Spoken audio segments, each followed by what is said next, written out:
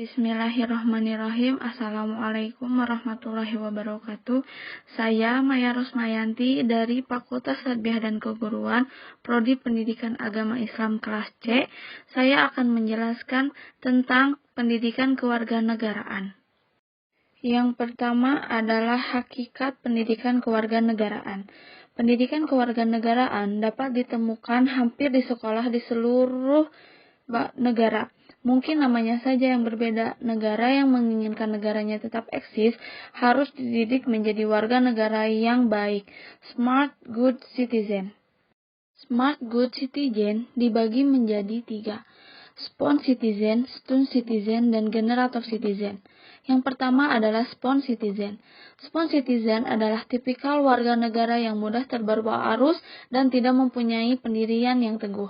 Yang kedua adalah Stun Citizen. Tipikal ini sangat sulit menerima pandangan orang lain, terutama jika pandangan tersebut tidak sesuai dengan kepentingannya.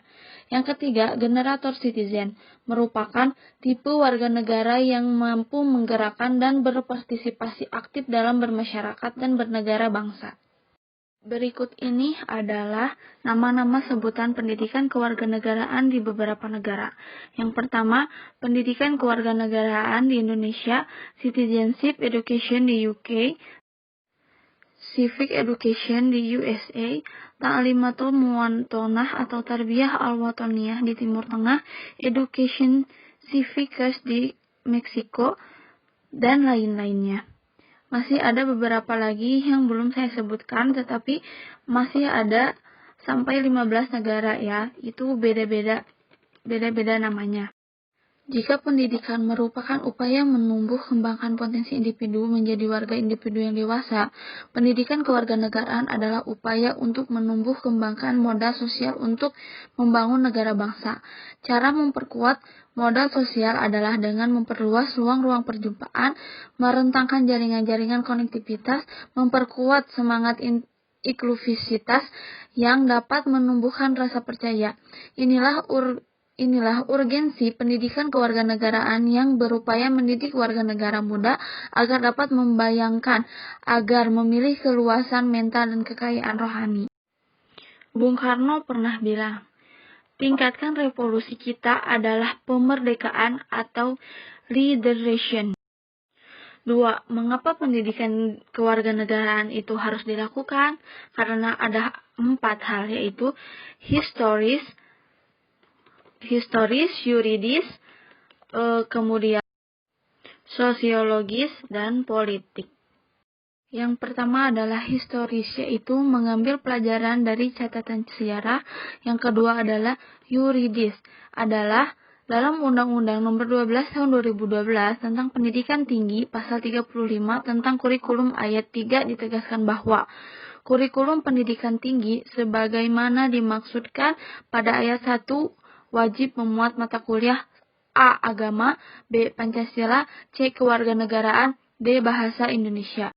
Yang ketiga adalah sosiologis, yaitu mendidik kembali anak muda agar dapat menggunakan kecanggihan konektivitas fisik untuk menumbuhkan modal sosial. Yang keempat adalah politis. Secara politis, pendidikan kewarganegaraan mulai dikenal dalam pendidikan sekolah sejak tahun 1957. Pada awal pemerintahan Orde Baru, kurikulum sekolah yang diberlakukan dinamakan kurikulum 1968. Selanjutnya, berubah menjadi kurikulum 1975, 1984, dan 1994. Yang ketiga adalah urgensi pendidikan kewarganegaraan. Ada 3 alasan urgensi pendidikan kewarganegaraan, yaitu 1. Alasan historis, 2. Alasan yuridis, 3. Alasan pedagogiis. Dan alasan historis, dalam alasan historis ada tugas sebagai berikut. Kebangkitan Nasional 1908, B. Sumpah Pemuda 1928, dan C. Proklamasi 1945. 2 adalah alasan yuridis, yaitu menunjuk pada pesan konstitusi dan amanat Undang-Undang Sistem Pendidikan Nasional. Undang-Undang 1945 mengamanatkan bahwa pembangunan bangsa dan karakter harus dilakukan oleh pemerintah.